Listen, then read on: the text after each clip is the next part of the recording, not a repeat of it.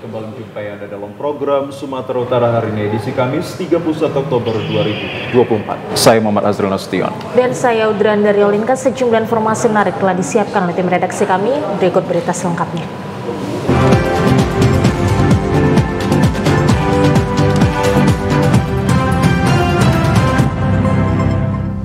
Pemirsa, di informasi yang pertama, Pengadilan Negeri Kisaran Kabupaten Asahan menjatuhkan vonis penjara selama 4 bulan terhadap terdakwa penganiaya guru olahraga perempuan yang terjadi di kolam renang. Sidang pembacaan vonis dengan terdakwa Jaimas Simarimari digelar secara daring di Pengadilan Negeri Kisaran kemarin. Dalam amar putusan yang dibacakan Ketua Majelis, Hakim Halida Rahardini menyebutkan bahwa terdakwa bersalah melanggar pasal 351 ayat 1 Kitab Undang-Undang Hukum Pidana. Vonis penjara selama 4 bulan ini lebih rendah dari tuntutan jaksa yang menuntut terdakwa dengan hukuman 7 bulan penjara. Pada pertimbangannya, majelis hakim menilai terdakwa Jaimas Simarimari kooperatif dan berkelakuan baik selama persidangan, dan terdakwa merupakan pelatih yang berprestasi. Atas putusan tersebut, baik jaksa penuntut umum maupun kuasa hukum terdakwa menyatakan menerima putusan hakim. Usai vonis hakim, Jaimas Simarimari masih akan menjalani masa hukuman penjara setelah dipotong masa penahanan.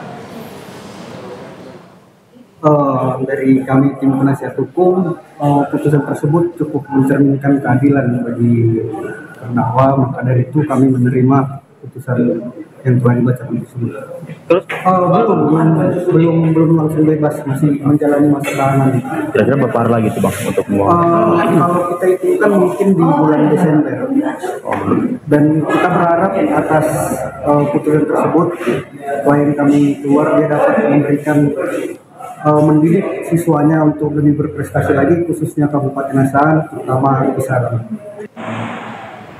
Petugas Satuan Reserse Narkoba Polrestabes Medan membekuk seorang kurir narkoba jenis sabu yang akan diedarkan di Kota Medan. Tersangka diberi tindakan tegas dan terukur oleh petugas karena berupaya melawan dan mencoba melarikan diri saat diamankan. Petugas Satuan Narkoba Polrestabes Medan menghentikan laju sepeda motor yang dicurigai sedang membawa narkotika jenis sabu saat melintas di jalan Kota Medan. Saat digeledah, polisi menemukan sejumlah bungkusan teh berwarna hijau yang setelah diperiksa ternyata berisi narkotika jenis sabu dengan berat 1 kg per bungkusnya. Petugas menemukan 10 bungkus yang disembunyikan di dalam jok sepeda motor tersangka. Menurut pengakuan tersangka, barang bukti narkoba dengan total 10 kg ini akan diantar ke kawasan Jalan Gatot Subroto Medan untuk diedarkan. Kasat Narkoba Polrestabes Medan Kompol Adrian Rizky Lubis mengatakan, penangkapan ini merupakan hasil dari pengembangan penindakan sebelumnya yang telah dilakukan petugas Satres Narkoba Polrestabes Medan pada Agustus lalu. Tersangka berinisial MN ini terpaksa diberi tindakan tegas dan terukur karena melawan petugas dan berupaya melarikan diri saat akan diamankan. 2 kilo sebelumnya kita tangkap, yang kita lakukan tindakan tegas juga ya, dari sini juga jaringannya. Jadi rencananya tersangka ini mau mengedarkan ke wilayah Kota Medan. Rencananya datang ke jalan apa? Seperti itu. Jadi ini pengembangan jaringan yang ada kita tangkap sebelumnya. Dan untuk yang si tersangka ini, dia sebagai pengedar itu sudah 6 bulan. berapa kali dia Bang berhasil? Menurut pengakuannya, ini sementara ya pengakuannya dia ini, nah itu sudah 2 kali. Polisi masih melakukan pengembangan untuk mengungkap jaringan tersangka yang memiliki peran lebih besar lagi. Tersangka dijerat dengan Undang-Undang Nomor 35 Tahun 2009 tentang narkotika dan terancam hukuman 20 tahun penjara dan seumur hidup hingga hukuman mati.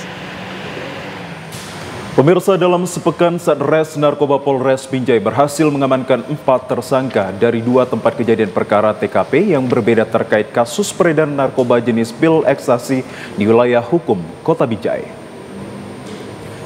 Demikian disampaikan Kasatres Narkoba Polres Binjai AKP Samsul Bahri saat dikonfirmasi di ruang kerjanya. Dijelaskan keempat pelaku telah dilakukan proses penyelidikan dan pengembangan untuk mengetahui dari mana barang haram tersebut berasal. Awalnya petugas berhasil menangkap pelaku berinisial MIM bersama barang bukti 8 butir narkotika jenis ekstasi warna kuning dengan berat 3,20 gram saat berada di Jalan Legend Jamin Ginting, Kelurahan Pujidadi, Kecamatan Binjai Selatan. Penangkapan terhadap pelaku MIM bermula dari adanya laporan warga. Mendapatkan informasi tersebut, tim Satres Narkoba di bawah pimpinan Ibda Edi Supratman bersama anggotanya langsung melakukan penyelidikan sesuai informasi yang diterima. Petugas berhasil menangkap pelaku saat tengah berdiri di pinggir jalan. Saat itu pelaku terlihat gugup sehingga diperiksa barang bawaannya. Kemudian dari lokasi dan waktu berbeda, polisi juga meringkus 3 pelaku lainnya yang diduga terlibat dalam peredaran narkoba jenis pil ekstasi. Ketiganya masing-masing berinisial SP, PR, dan PGN ditangkap bersama barang bukti 14 butir narkotika jenis ekstasi warna merah muda dengan berat 5,98 gram. Penangkapan ini merupakan komitmen Polres Binjai untuk terus berupaya memberantas narkoba jenis sabu-sabu dan pil ekstasi. Polres Binjai juga rutin menggelar razia di tempat yang diduga sering dijadikan tempat transaksi narkoba seperti kafe dan juga diskotik. Mungkin saat narkoba Polres Binjai ada mengamankan 4 orang pelaku yang kita kategorikan di 2 TKP yang berbeda. Yang pertama, 1 pelaku dengan barang bukti 8 butir pil ekstasi, dan di TKP 2 ada 3 tersangka dengan barang bukti 14 butir pil ekstasi. Kita proses penyidikan dan minta untuk lakukan pengembangan dari mana barang bukti itu berasal. Kalau yang untuk 8 butir kita persangkakan pasal 114 ayat 1, dan yang untuk 14 butir kita persangkakan pasal 14 ayat 2. Ya, khususnya di wilayah hukum Polres Binjai kita berkomitmen memberantas narkotika, baik itu sabu-sabu maupun pil ekstasi, ya, untuk menertibkan kafe-kafe yang ada di wilayah hukum Polres Binjai. Warga perumahan Cerango, Kota Tebing Tinggi, kemarin malam dikejutkan oleh penemuan mayat orang tua yang selama ini hidup sendiri. Penemuan mayat Suryana alias Menging 80 tahun, warga perumahan Cerango lingkungan 2, Kelurahan Bandar Utama, Kecamatan Tebing Tinggi, kota ini membuat warga sekitar terkejut karena korban sudah membusuk. Penemuan mayat ini bermula saat korban sudah tidak terlihat oleh warga selama 2 hari. Merasa curiga, warga memanggil kepala lingkungan untuk membuka pintu masuk rumah korban. Ditemukan korban sudah tewas dalam kondisi membusuk di kamar mandi dan diketahui korban hidup sendiri di dalam rumahnya. Pihak kepolisian Polres Tebing Tinggi melakukan evakuasi mayat ke rumah sakit untuk kepentingan lebih lanjut. Naik ke atas ini kok rame-rame orang gitu. Terus rame-rame ada apa? Nah, ini udah 2 hari nggak nampak keluar. Namanya warga orang Cina ini kan nyalinya kan kurang kalau kita bilang. Pintu keadaan dalam gembok. Panjat ya rupanya gerendel tuh tidak pakai obeng ya kerja ini. Buka cuma ada tahu udah terasa bau gitu ya. Periksa kamar nggak ada. Periksa kamar kedua nggak ada. Dapur nggak ada. Oh ini. Pas buka pintu kamar mandi gini, kok nendang pintu itu. Pintunya kan gitu buka, di balik itu WC. Ya kami nggak berani masuk, nengok dari sela antara pintu dengan engsel itu. Oh itu ada mayat di situ. Diduga akibat korsleting listrik, 2 bangunan rumah milik ibu dan anak di Medan, Sumatera Utara ludes terbakar. Pemilik rumah tidak kuasa menahan air mata melihat tidak ada barang yang dapat diselamatkan. Kebakaran hebat melanda 2 bangunan rumah milik ibu dan anak di Komplek Bank Jalan Platina 7, lingkungan 2, Kelurahan Titipapan, Kecamatan Medan Deli, Kota Medan. Rumah milik Ibu Erik yang terbuat dari kayu dilahap si jago merah saat dirinya tengah pergi bertakjiah yang tak jauh dari rumahnya. Erik mengatakan bahwa peristiwa terjadi begitu cepat. Di rumah saat itu hanya ada cucunya yang berusia 9 tahun dan 3,5 tahun.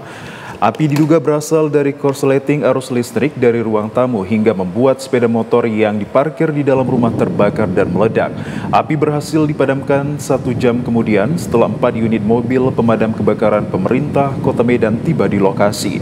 Meski tak ada korban jiwa pada peristiwa kebakaran ini, namun pemilik rumah tak dapat menyelamatkan barang-barang berharga lainnya hingga mengalami kerugian mencapai ratusan juta rupiah.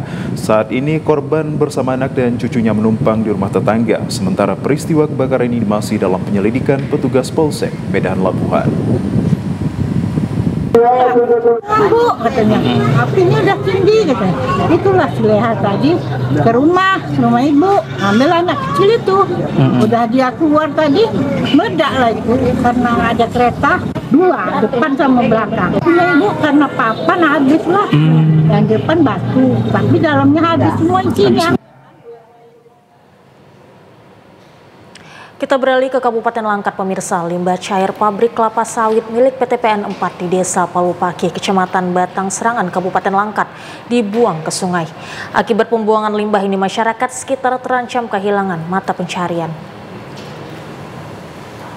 Pembuangan limbah cair yang dilakukan oleh pihak PT PN 4 ke sungai ini mengakibatkan ekosistem hewan sungai seperti ikan dan udang mati. Sehingga masyarakat yang pada umumnya merupakan nelayan pencari ikan di sungai terancam kehilangan mata pencarian untuk menghidupi keluarga. Pembuangan limbah cair ini sudah berulang kali dilaporkan oleh masyarakat sekitar ke pemerintah setempat dan aparat kepolisian. Namun hingga kini pihak PT PN 4 masih terus melakukan pembuangan limbah dan mencemari lingkungan sekitar. Aparat kepolisian dan pemerintah terkesan menutup mata dan tidak peduli dengan ekosistem dan dampak lingkungan hidup yang tercemar. Akibat pembuangan limbah cair ke aliran sungai Besilam Batang Serangan ini, puluhan ribu ikan mati dan warna air sungai menjadi hitam. Salah seorang masyarakat Suradi mengatakan pihak desa dan masyarakat sempat menutup pembuangan limbah dari pabrik kelapa sawit milik PT PN 4. Akibatnya pabrik dan areal perkebunan PT PN 4 banjir karena pembuangan limbah hanya dilakukan ke sungai. Akhirnya pihak PT PN 4 melakukan mediasi kepada masyarakat untuk memohon agar membuka bendungan dengan janji akan memberikan kompensasi kepada masyarakat. Namun nyatanya permohonan tersebut hanya janji manis belaka. Jadi pihak Palupaki sudah pernah menutup ini Pak, sudah pernah menutup ini dengan ekskavator, dengan masyarakat seluruh Palupaki ini menutup ini. Setelah ditutup ini Pak, lahan PT PN 4 ini kebanjiran ratusan hektar nih Pak, tidak bisa dipanen. Ini hanya berapa bulan dia ratusan hektar tidak bisa dipanen. Pihak perusahaan datang ke Palupaki, perwakilan berkali-kali negosiasi dengan kepala desa karena dia berjanji ingin memperbaiki ini.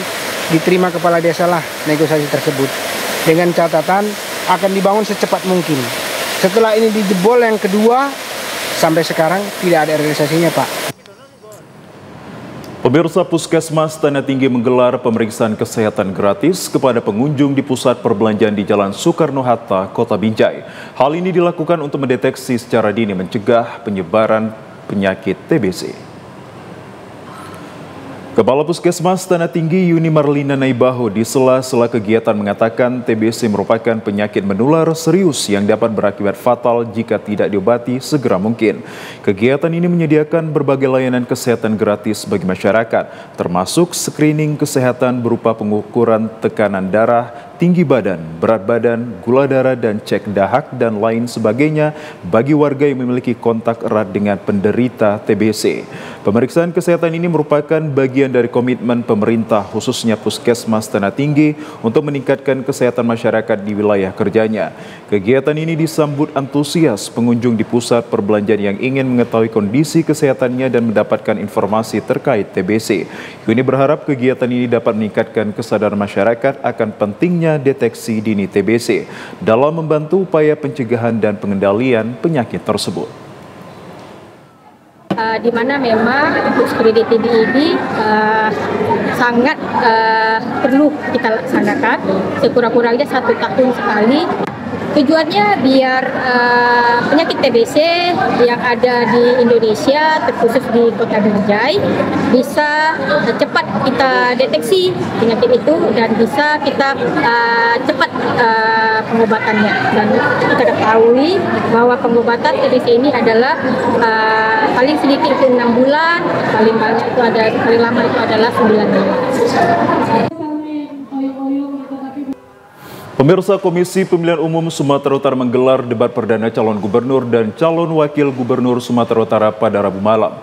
Pada debat ini, pasangan calon nomor urut 1 Bobi Surya menyampaikan visi dan misinya. Digelar di salah satu ballroom hotel yang ada di Kota Medan, debat perdana Pilgubsu tahun 2024 ini mengusung tema diantaranya pelayanan publik dan kesejahteraan masyarakat. Dalam dua tema yang diperdebatkan dibagi lagi dalam beberapa sesi tentang pelayanan publik, seperti pelayanan yang mencakup kesehatan, ketersediaan dokter di daerah, ketersediaan fasilitas kesehatan, digitalisasi pelayanan kesehatan, pelayanan pendidikan seperti pemerataan angka partisipasi pendidikan, dan ketersediaan guru di tingkat daerah. Selain itu, optimalisasi pelayanan administrasi birokrasi seperti digitalisasi dan juga efisiensi, pengawasan isu KKN atau pungli, dan good government. Pada debat ini juga ada tema mengenai problematika sosial dan pelayanan kesejahteraan sosial seperti permasalahan narkotika, geng motor, begal, dan juga judi online, dan dampak digitalisasi terhadap masyarakat. Setelah mengikuti debat perdana, calon gubernur Sumatera Utara nomor urut 1 Bobi Afif Nasution mengatakan dirinya telah menjawab semua pertanyaan yang diberikan panelis dan pertanyaan yang diberikan oleh calon nomor urut 2 yakni Edi Rahmayadi. Untuk debat ini juga dirinya tak hanya menyampaikan visi dan misinya, namun juga cara kerja jika terpilih menjadi gubernur Sumatera Utara mendatang. Yang pasti malam ini kami sudah menyampaikan gagasan pemikiran kami tentang tema-tema dan subtema yang disampaikan oleh KPU, bagaimana program-program soal kesehatan pendidikan, kesehatan masyarakat, bagaimana program soal umur, dan juga setiap besar di daerah, dan Ayom, dan kota yang ada di Sumatera Utara dan juga nanti bisa dijelaskan bukan aja visi-misinya, bukan aja cara bekerjanya juga kami tadi sampaikan. Pasca digelarnya debat perdana pasangan calon gubernur dan wakil gubernur Sumut oleh Komisi Pemilihan Umum Sumut, pasangan calon Edi Rahmayadi Hasan Basri Sagala yakin dan optimis gagasan yang telah dikemukakannya di depan tersebut didengar masyarakat Sumut dan berharap dapat memenangkan kontestasi Pilkada Sumut nantinya. Pasangan calon gubernur dan wakil gubernur Sumut Edi Rahmayadi Hasan Basri Sagala menyatakan sikap yakin dan optimis akan meraup suara terbanyak pada Pilkada Sumut yang akan berlangsung pada akhir November mendatang. Hal ini diutarakan calon gubernur petahana Edi Rahmayadi pasca debat perdana yang digelar oleh KPU Sumut di Hotel Grand Mercure, Jalan Perintis Kemerdekaan, Kota Medan. Kedua pasangan calon yakni Bobi Surya dan Edi Hasan sempat terlibat perdebatan sengit dalam debat kali ini, seperti soal ketersediaan rasio dokter di daerah pelosok di Sumut dan pemanfaatan anggaran yang harus mengutamakan kepentingan masyarakat Sumut.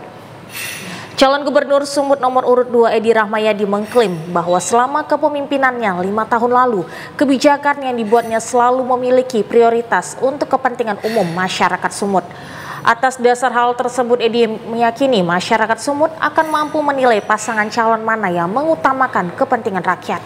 Dirinya meyakini akan dapat meraup suara maksimal dalam kontestasi Pilkada Sumut nantinya.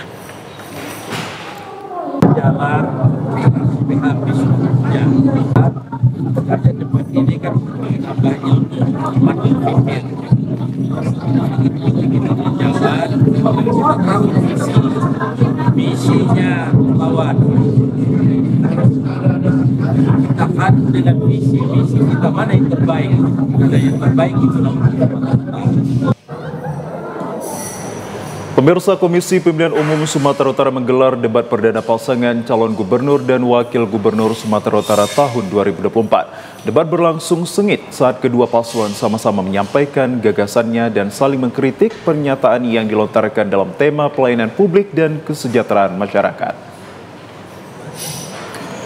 Debat perdana pasangan calon gubernur dan wakil gubernur Sumut tahun 2024 digelar oleh Komisi Pemilihan Umum Sumatera Utara di Hotel Grand Mercure Medan, Jalan Perintis Kemerdekaan.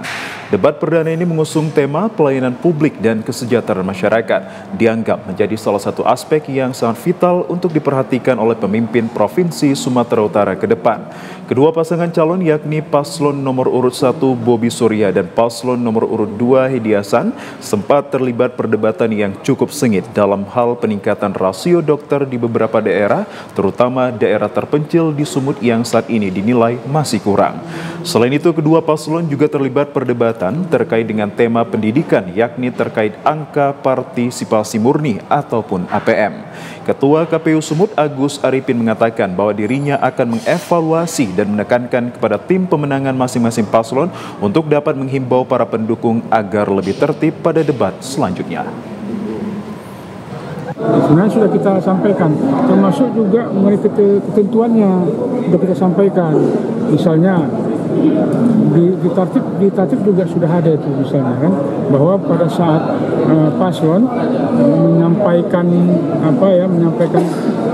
pernyataannya pada saat tanya jawab atau menyanggah dalam tatipnya sudah disampaikan bahwa tidak ada boleh hal-hal yang mengganggu, termasuk juga membuat kericuhan. Artinya kita waktu itu berharap bisa dilaksanakan secara tertib. Badan Pengawas Pemilu Bawaslu Kota Binjai menggelar kirap budaya dengan berkeliling kota mengajak warga menjadi pemilih sekaligus pengawas pilkada.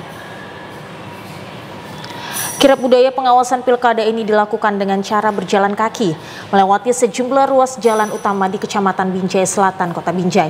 Diikuti seluruh komisioner Bawaslu Kota Binjai, petugas Panwas seluruh kecamatan, dan petugas Panwas kelurahan. Kirap budaya ini juga dimeriahkan oleh drum band siswa sekolah dengan menggunakan baju adat tradisional. Para peserta kirap budaya pengawasan ini juga membawa beragam pamflet yang bertuliskan tagline pengawasan pilkada, seperti tolak politik uang, hindari politik sara, jangan menyebar hoaks pemilu, ASN harus netral, dan lainnya.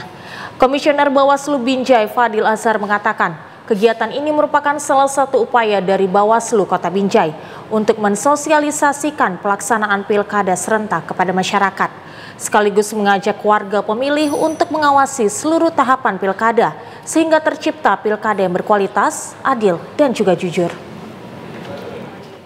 Proses pemilu pilkada yang berlangsung di Kota Binjai ini yang serentak pada tanggal 25 November nanti itu, pertama dia bisa berlangsung damai, tidak ada gesekan.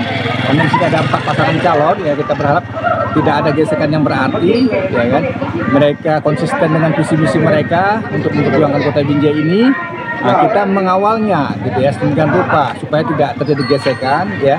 Masyarakat mengerti, menyadari bahwasanya mereka harus memilih pemimpin sesuai hati nurani mereka, ya, dan memilih pemimpin yang berakhlak, yang beriman, sehingga ya masyarakat bersama pemimpin nanti itu membawa Kota Binjai menjadi Kota Binjai yang sejahtera, damai, dan sentosa. Jelang Pilkada Serentak tahun 2024, Badan Pengawas Pemilihan Umum Bawaslu Provinsi Sumatera Utara meresmikan Kampung Pengawasan Partisipatif di Kabupaten Batubara. Peresmian Kampung Pengawasan Partisipatif Pilkada tahun 2024 digelar di Desa Pulau Sejuk, Kecamatan Datuk 50 Batubara oleh Ketua Bawaslu Sumatera Utara Aswin Diapari Lubis. Kedatangan Ketua Bawaslu Sumatera Utara dan rombongan di lokasi acara disambut Ketua dan anggota Bawaslu Batubara diiringi dengan atraksi pencaksilat dan tarian persembahan khas Melayu. Kegiatan ini juga dihadiri oleh unsur Forum Koordinasi Pimpinan Daerah Forkopimda Batubara dan berbagai elemen serta organisasi masyarakat. Acara peresmian Kampung Pengawasan Partisipatif ditandai dengan pemukulan gendang ketipung oleh jajaran Bawaslu Sumatera Utara dan Bawaslu Batubara serta unsur Forkopimda yang hadir. Selanjutnya, para perwakilan elemen masyarakat menandatangani deklarasi Kampung Pengawasan Partisipatif ini. Ketua Bawaslu Sumut Aswin Diapari mengatakan Kampung Pengawasan Partisipatif Batubara ini merupakan yang ke-13 di Sumut. Dengan adanya kampung tersebut diharapkan seluruh elemen masyarakat berperan aktif, ikut dan melakukan pengawasan terhadap potensi pelanggaran pemilu pada pemilihan Bupati dan Wakil Bupati Batubara, serta pemilihan Gubernur dan Wakil Gubernur Sumut yang akan digelar pada 27 November 2024 mendatang. Satu desa menjadi kampung pengawasan itu berdasarkan dukungan dan partisipasi masyarakat untuk memilih desa mana yang ditunjuk untuk menjadi kampung pengawasan. Jadi di mana tingkat kerawanan yang paling cocok, yang istilahnya kerawanan apa yang ada di kampung tersebut yang sangat sesuai untuk dijadikan kampung pengawasan. Setiap kabupaten ada berapa? Setiap kabupaten ada 1 kampung pengawasan. Oke. Dan selamat. Hadirin yang berbahagia. Pemerintah Kabupaten Tapanuli Tengah menghimbau masyarakat agar tetap bersama-sama menjaga kekondusivitas keamanan di wilayah masing-masing selama pelaksanaan pilkada.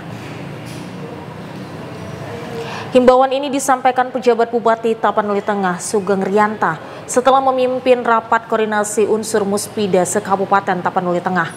Pejabat Bupati Tapanuli Tengah memastikan sejauh ini Kabupaten Tapanuli Tengah masih dalam kondisi aman dan juga tertib. Di tengah pelaksanaan pemilihan kepala daerah, hal ini terlihat masyarakat masih dapat beraktivitas dengan lancar tanpa ada kendala apapun. Aparat kepolisian dan TNI dibantu Satpol PP Pemkab Tapanuli Tengah terus melakukan pemantauan di wilayah pemukiman masyarakat untuk mencegah terjadinya hal-hal yang dapat mengancam ketertiban masyarakat.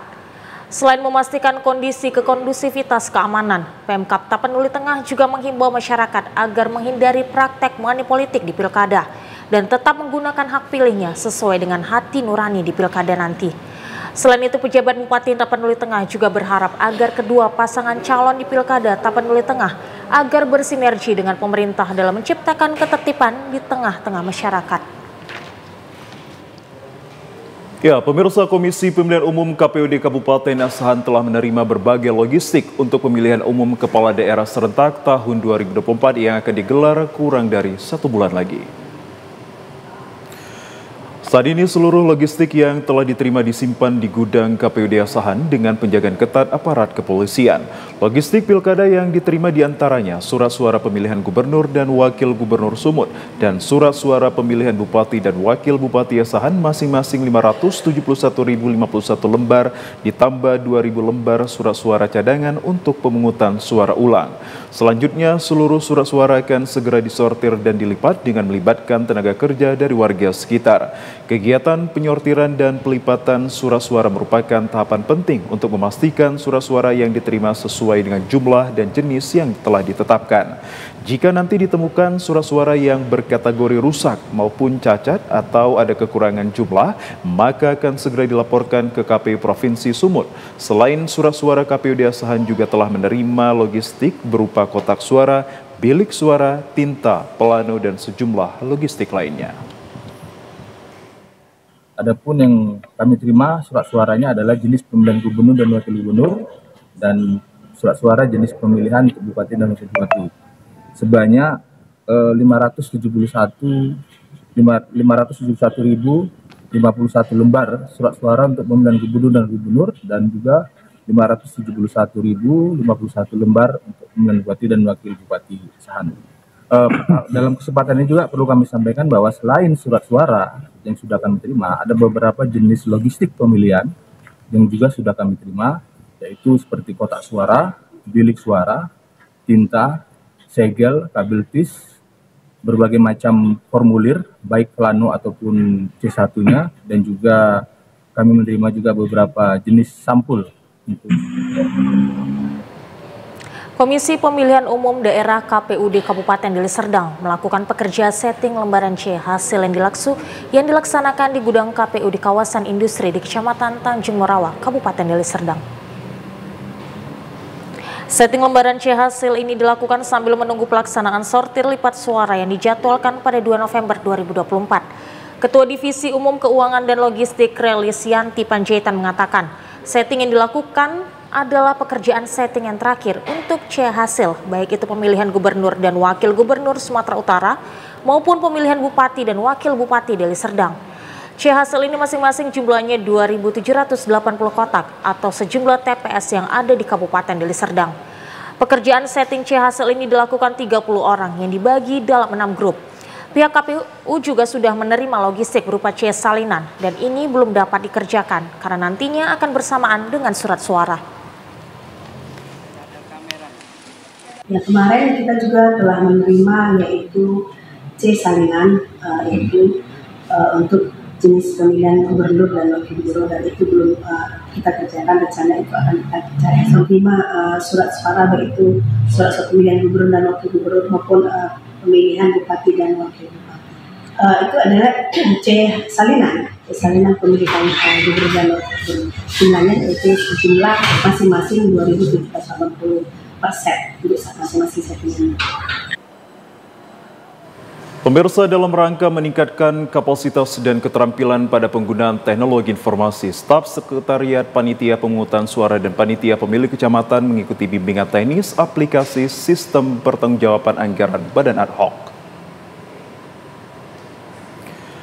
Bimbingan tenis yang digelar oleh KPUD Labuhan Batu Utara di aula salah satu hotel di Kota Kanopan ini berlangsung selama 2 hari.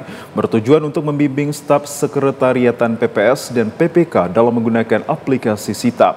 Merupakan salah satu alat bantu yang digunakan oleh KPU dalam penyelenggaraan pemilu sistem berbasis website, dan aplikasi ini dimanfaatkan untuk pelaporan pertanggungjawaban anggaran Badan Ad Hoc. Dengan tujuan pengelolaan keuangan anggaran pada penyelenggaraan pemilu dilakukan dengan cara transparansi dan akuntabilitas, bukan hanya pada aspek administratif saja, melainkan pada aspek aplikatif dan juga implementatif. Bimbingan teknis ini merupakan mempersiapkan staf PPS dalam pelaporan pertanggungjawaban anggaran. Aplikasi Sitab dirancang untuk mempermudah proses administrasi dan koordinasi antara PPS, PPK, dan KPU di setiap tingkatannya. Sekretaris KPUD Labura Muhammad Azwir Daulay menjelaskan bahwa laporan dari PPK dan PPS merupakan LPJ operasional yang diberikan dari dana hibah APBD Kabupaten Labura untuk pelaksanaan tahapan Pilkada 2024 di tingkat desa maupun kecamatan. Karena keterbatasan jaringan internet di beberapa desa dan kecamatan, sehingga laporan pertanggungjawaban sulit diinput ke dalam aplikasi Sitab. Untuk laporan teman-teman sekalian PPK dan TPS itu terdiri dari LPJ operasional yang kita berikan dari dana hibah APBD untuk pelaksanaan kegiatan-kegiatan baik itu di tingkat kecamatan maupun desa. Pemirsa, kami akan segera kembali dengan sejumlah informasi lainnya. Sumatera Utara hari ini akan kembali untuk Anda.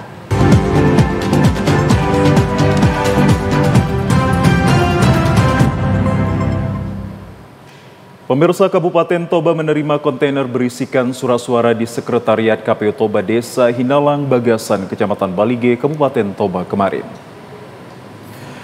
Komisioner Divisi Perencanaan Data dan Informasi KPU Toba, Posman Naiborhu, mengatakan jumlah surat suara yang diterima oleh pemilih untuk pemilihan Bupati dan Wakil Bupati Toba, Gubernur dan Wakil Gubernur masing-masing sebanyak 156.621 lembar sesuai jumlah pemilih yang terdata dalam daftar pemilih tetap Pilkada 2024 di Kabupaten Toba. KPU Toba telah menerima logistik berupa bilik suara, kotak suara, kabel tis, segel, tinta, sampul, kubus, dan logistik lainnya. Menurut Posman, pengiriman surat suara dari perusahaan penyedia di Kabupaten Toba sesuai dengan jadwal yang telah ditetapkan. Pihak KPU Toba menyimpan seluruh keperluan di gudang KPU Kabupaten Toba, di mana gudang tersebut cukup memadai dan aman menyimpan berbagai logistik yang diperlukan untuk pilkada. Selain itu, di gudang tersebut akan digunakan sebagai tempat sortir dan pelipatan untuk dikirim ke tempat pemungutan suara TPS menjelang pelaksanaan pilkada. Posman menyebutkan bahwa saat ini pihaknya belum dapat memastikan kondisi logistik tersebut. Setelah proses sortir dan pelipatan, baru dapat dipastikan jumlah yang rusak. Sampai saat ini logistik tersebut masih tersimpan dalam kotak dan pihaknya masih menunggu arahan KPU RI dan KPU Provinsi untuk proses sortir dan pelipatan. Untuk distribusi ke TPS akan dilakukan seminggu sebelum pemungutan suara sesuai dengan standar operasi. Perlengkapan surat suara sampai dengan kebutuhan-kebutuhan yang di TPS, baik dengan formulir-formulir, telah sampai ke KPU Kabupaten Toba. Terkait dengan pendistribusian berikutnya akan kami lakukan sekitar 1 minggu sebelum hari H. Itu akan kita distribusikan ke panitia pemilihan kecamatan, tentunya dengan proses sesuai standar operasi kami. Bawaslu Toba menggelar sosialisasi pengawasan partisipatif peluncuran peta kerawanan pemilihan tahun 2024. Sosialisasi berlangsung di Bali G, Kabupaten Toba hari ini.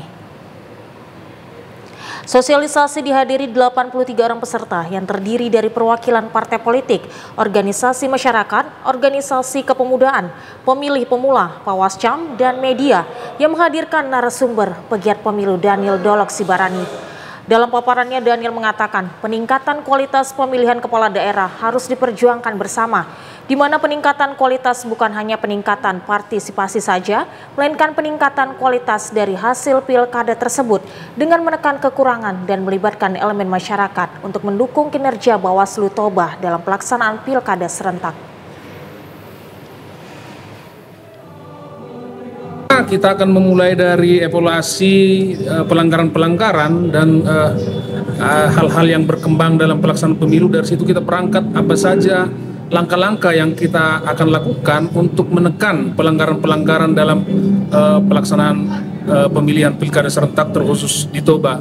Kita berharap partisipasi dan peran dari seluruh organisasi masyarakat. Jadi kita merangsang seluruh masyarakat Toba baik secara individu atau secara organisasi menjadi relawan dalam melakukan pengawasan secara inklusif dalam penyelenggaraan pemilihan kepala daerah di Toba. Baik. Sementara itu, Ketua Bawaslu Kabupaten Toba, Sahat Sibarani mengatakan, sosialisasi pengawasan partisipatif dan peluncuran peta kerawanan pilkada serentak, Bawaslu secara berjenjang harus melaksanakan pencegahan pada indeks kerawanan pemilu. Sesuai dengan peraturan Bawaslu indeks kerawanan pemilu, Bawaslu Toba menggelar program sosialisasi untuk pemetaan kerawanan pemilu. Pada kesempatan ini, Sahat juga menyampaikan strategi Bawaslu Toba dalam hal pengawasan pada pilkada serentak sesuai hasil rapat kinerja Bawaslu Toba dengan menggunakan data pelanggaran pemilu sebelumnya dan melibatkan seluruh stakeholder terkait. Sebagaimana telah dalam rapat kami dalam di Badan Pengawas Pemilu, maka data yang kita acukan adalah pelanggaran-pelanggaran daripada pemilu sebelumnya, dan strategi kita dalam pencegahan ini tentu akan melibatkan semua stakeholder ya, melibatkan semua stakeholder, pemerintah, TNI, pers ya, dan masyarakat ya, dan forum-forum warga. Nah ini untuk mencegah dalam semua pelanggaran-pelanggaran. Bahwa kita ketahui dalam peraturan KPU nomor 13 tahun 2024 tentang kampanye, karena kita masuk dalam tahap kampanye hari ini, maka Bawaslu Toba strateginya dalam pencegahan pelanggaran kampanye itu kita melakukan beberapa kali sosialisasi kepada pasangan calon dari semua yang sudah kita undang. Pemirsa, kesalahan pengiriman logistik surat suara pilkada serentak tahun 2024 di wilayah Sumatera Utara, satu polis surat suara pemilihan gubernur untuk Kabupaten Batubara terbawa hingga masuk ke gudang logistik pemilu KPU Kota Gunung Sitoli. Kesalahan pengiriman logistik pemilu tersebut dibenarkan Ketua Komisi Pemilihan Umum Kota Gunung Sitoli Kardinal Pranatal Menrova kepada sejumlah media yang meliput kedatangan logistik Pilkada 2024 untuk kebutuhan daerah di Kepulauan Nias hari ini.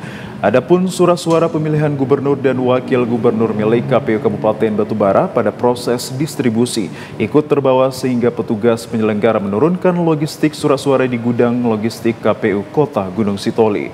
Setelah sebelumnya logistik yang sama diturunkan pada KPU Kota Sibolga Rabu kemarin. Belum diketahui jumlah isi surat suara jenis pemilihan gubernur dan wakil gubernur pada box tersebut, namun dipastikan keamanannya disimpan di gudang logistik pemilu. Ya, untuk surat suara yang masuk di KPU Kota Gunung Sitoli ada juga yang kita simpan sementara, yaitu milik KPU Batubara. Tapi itu menjadi persoalan karena KPU Provinsi juga bertanggung jawab dan akan menjemput beberapa hari lagi, dan untuk yang akan langsung diserahkan kepada KPU Batubara. Memang ada sedikit kesalahan dalam pengiriman. Sehubungan kesalahan pengiriman logistik surat suara tersebut, KPUD Gunung Sitoli telah berkoordinasi dengan pihak KPUD Provinsi Sumatera Utara. Penjemputan segera dilakukan disertai pengawalan ketat para petugas. Pengambilan logistik yang salah pada pengiriman tersebut ditempuh agar proses pilkada di Sumut berjalan dengan lancar. Dalam memperingati Hari Sumpah Pemuda, Komando Sektor 1 Medan bersama Wingko 3 Kopasgat menggelar kompetisi dan Kosek 1 Offroad Competition 2024. Beratnya lintasan penuh tantangan tak jarang membuat mobil para peserta offroader hilang kendali. Kegiatan dan Kosek 1 Offroad Competition 2024 ini dibuka dan Kosek 1 Medan Marsma TNI Toto Ginanto didampingi dan Wingko 3 Kopasgat Kolonel Pasdili Setiawan di sirkuit Malibu Indah Polonia Medan. Marsma TNI Toto Ginanto menyampaikan, ajang ini bukan sekedar kompetisi untuk mengukur kecepatan atau keterampilan, tetapi juga sebuah wadah untuk memperkuat rasa kebersamaan, jiwa kompetitif, dan semangat sportivitas di kalangan pecinta offroad, sekaligus memupuk gairah offroad yang sudah lama tak terdengar gaungnya di Sumatera Utara. Marsma TNI Toto menyebutkan, ajang ini tidak hanya sebagai pertandingan, tetapi sebagai bentuk silaturahmi antar penggemar offroad serta ajang reuni setelah sekian lama vakum. Dalam kompetisi bergengsi diikuti sebanyak 36 peserta dari berbagai daerah dan provinsi, yakni Mandailing Natal, Bukit Tinggi, Aceh, dan Kota Medan. Para peserta diuji dengan lintasan berat dan menantang dalam 5 special competition stage yang disiapkan oleh panitia, dan kompetisi ini terbagi menjadi 2 kelas, yaitu kelas 1000 cc dan FFA non-fix dengan tantangan lintasan yang dirancang khusus untuk menguji keterampilan dan ketangguhan para offroader. Kita selenggarakan bekerjasama dengan Kopasgat, kemudian juga dari sponsor Inalum dan kawan-kawan yang lain yang komunitas dari IOF. Untuk kegiatan sendiri ada 2 kejuaraan ya kita untuk tahap ini. Ada yang 1000 cc, ada yang untuk speed juga. Terlaksananya Offroad Competition 2024 bukan hanya sekedar kompetisi offroad, tetapi juga sebuah momentum penting yang diharapkan dapat menjadi inspirasi dan motivasi generasi muda untuk melahirkan bibit-bibit baru offroader di tanah air. Pemirsa, kita menuju ke informasi lainnya. Polres Labuhan Batu Selatan menyelenggarakan donor darah yang bertempat di halaman Mapolres kemarin pagi. Kegiatan donor darah dalam rangka memperingati Hari Jadi Humas Polri, Polres Labusel bekerja sama dengan Palang Merah Indonesia. Donor darah yang dilakukan tidak hanya melibatkan puluhan personil dari tingkat bintara dan perwira. Kapolres juga ikut serta sebagai pendonor. Sebelum mendonorkan darah, seluruh peserta harus melalui tahapan pemeriksaan kesehatan oleh tim medis dari golongan darah dan tekanan darah, dan dilakukan pengambilan darah. Agar terhindar dari bakteri, darah yang diambil dari pendonor langsung dimasukkan ke dalam kantong darah. Kegiatan yang diselenggarakan Humas Polres Labusel ini sebagai bentuk kepedulian kepada masyarakat dan menjadi bagian dari rangkaian acara bakti sosial peringatan Hari Jadi ke-73 Humas Polri. Kasih Humas Polres Labuhan Batu Selatan AKP Sujono mengatakan, kegiatan yang dilakukan dalam rangka Hari Ulang Tahun Humas Polri ke-73 tahun 2024 sesuai dengan perintah pimpinan. Ada 20 orang personil sebagai pendonor dan kegiatan ini diharapkan bermanfaat bagi penerimanya. Berapa orang anggota yang mendonorkan darahnya, Pak Humas? Sesuai dengan perintah pimpinan itu berkisar 20 orang sebagai pendonor. Harapan kami semoga kegiatan ini bisa bermanfaat dan donor yang kami sumbangkan itu bermanfaat kepada yang menerimanya dan sehat selalu. Selain mendonorkan darah, kegiatan ini juga bertujuan membantu ketersediaan darah di Palang Merah Indonesia Labuhan Batu Selatan. Ratusan masyarakat di Kota Penyambungan Mandailing Natal menyerbu pasar murah sembako. Pasar murah ini digelar bertujuan untuk mengendalikan harga komunitas pangan di pasar-pasar tradisional. Operasi pasar murah yang digelar pemerintah daerah melalui Dinas Ketahanan Pangan bekerja sama dengan Bulog diserbu warga Kota Penyambungan, Kabupaten Mandailing Natal. Ratusan warga rela antri untuk mengambil kupon pengambilan beras dan minyak goreng.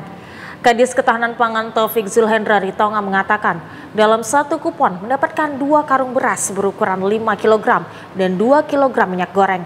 Sementara harga beras premium dibanderol Rp56.500 per karungnya, sedangkan harga minyak goreng Rp16.000 per kilogramnya. Pada operasi pasar murah ini, pemerintah daerah menyediakan 6,5 ton beras dan 500 kg minyak goreng untuk warga Kota Penyambungan. Tetapi kita berharap ini benar-benar bisa kita normalisasi melalui stabilitas pangan, harga pangan ini, melalui gelar pangan murah kita. Mudah-mudahan ini nanti bisa terkendali sehingga akan mengurangi harga khususnya di pasar-pasar kota yang ada di Kabupaten Natal. Sasarannya memang pertama dia yang berdomisili di daerah Kabupaten Natal. Yang kedua, memang ini daerah-daerah yang padat penduduk, yang ada pasarnya. Sasaran kita kepada masyarakat, memang masyarakat umum, terutama masyarakat miskin yang ada di Kabupaten Natal. Operasi pasar ini akan terus digelar di sejumlah lokasi. Untuk minggu depan, pemerintah akan menggelar pasar murah sembako di Desa Gunung Tua, Panyabungan. Pemirsa, untuk membentuk karakter anak dan memastikan dapat mengoptimalkan diri di usia emas pertumbuhannya, baik secara kognitif, motorik maupun psikologi, sangat dibutuhkan pendidikan anak usia dini atau sekolah PAUD. Memberikan pendidikan bagi anak usia dini yang berkualitas dapat menjadi bekal awal terbaik dalam hidup anak. Manfaat lain bagi anak ketika belajar pendidikan anak usia dini, membantu anak dalam berinteraksi dengan sesama, mengembangkan kemandirian, belajar rutinitas baru, sekaligus mendukung transisi pendidikan anak ke jenjang sekolah yang lebih tinggi.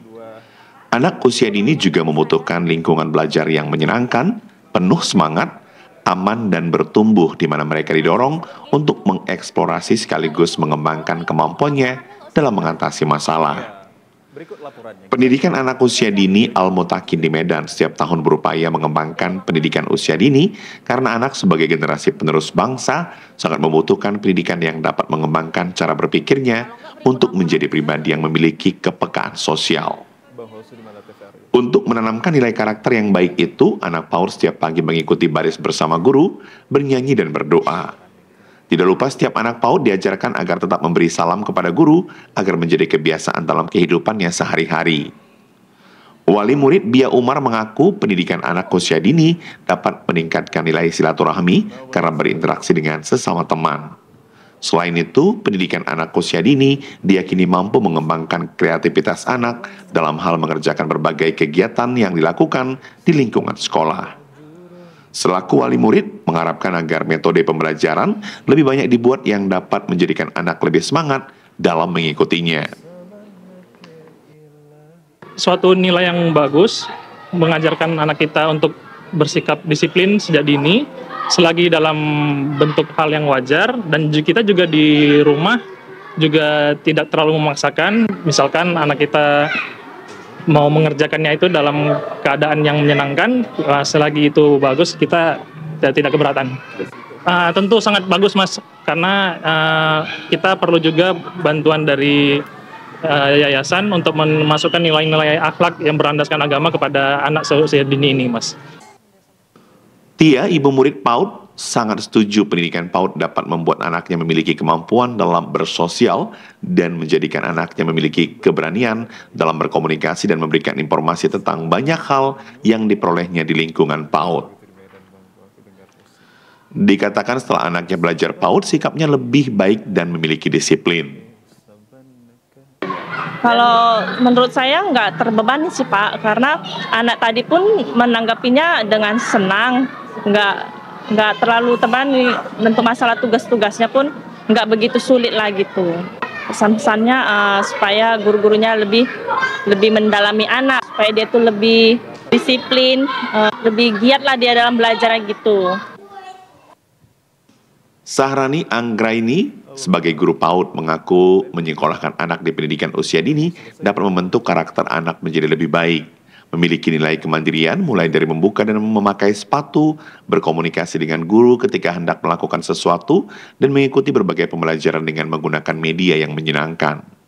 Sebagai pengajar PAUD tentunya harus memiliki kesabaran karena setiap anak yang dipercayakan oleh orang tuanya belajar PAUD sudah menjadi tanggung jawab guru agar anak dengan senang mengikuti berbagai kegiatan yang ada di lingkungan PAUD. Kiat-kiat yang terpenting adalah pembelajaran berdiferensiasi, di mana pembelajaran tersebut berpusat kepada anak, mulai dari menentukan tema, topik pembelajaran, materi yang akan kami sampaikan kepada anak-anak usia dini ini sesuai dengan minat kebutuhan anak tersebut. Jadi tidak ada penekanan dari ini harus berpusat kepada guru, tidak, tetapi ini sesuai dengan perkembangan, kemudian sesuai dengan standar tingkat perkembangan anak usia dini atau STPPA. Pentingnya pendidikan anak usia dini untuk menanamkan pendidikan karakter yang baik bagi peserta didiknya, menuntut setiap pendidikan PAUD harus lebih mengembangkan sarana dan prasarananya, sehingga setiap anak yang belajar pendidikan usia dini menjadi anak yang lebih cerdas, mandiri, dan tidak egois. Dan pemirsa, berikut informasi perakiraan cuaca di sejumlah daerah di Sumatera Utara dari Badan Meteorologi, Klimatologi, dan Geofisika wilayah 1 Medan yang berlaku esok Jumat 1 November 2024.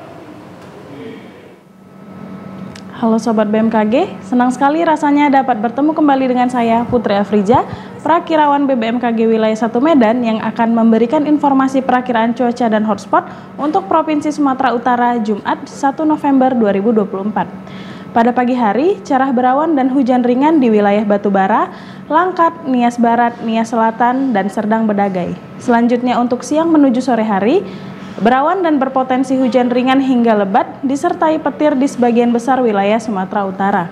Hujan lebat disertai petir berpotensi terjadi di Mandailing, Natal, dan sekitarnya.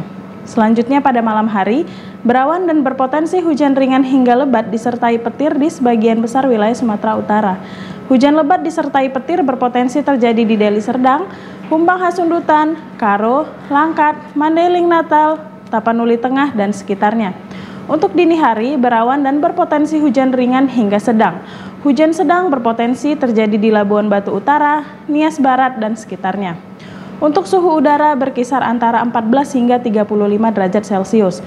Untuk kelembapan udara berkisar antara 72 hingga 100%. Untuk angin bertiup dari arah tenggara hingga barat daya dengan kecepatan berkisar antara 3 hingga 16 km per jam. Untuk titik panas atau hotspot di wilayah Sumatera Utara pada pantauan tanggal 30 Oktober 2024 terdapat 4 titik panas di wilayah Padang Lawas Utara. Himbauan kepada masyarakat, waspada potensi hujan sedang hingga lebat yang dapat disertai petir dan angin kencang di wilayah lereng timur, pegunungan, pantai timur, dan pantai barat Sumatera Utara yang dapat berpotensi terjadinya banjir, longsor, serta bencana hidrometeorologis lainnya. Demikian yang dapat saya sampaikan, semoga bermanfaat dan sampai jumpa. Dan pemirsa, informasi dari BMKG tadi sekaligus menutup perjumpaan kita dalam program Sumatera Utara hari ini. Kami ucapkan terima kasih atas kebersamaan dan juga perhatian Anda. Saya Muhammad Azrul Nasution. Dan saya Udran dari Olinka pamit undur diri dari hadapan Anda. TVRI, Media Pemersatu Bangsa. Sampai jumpa.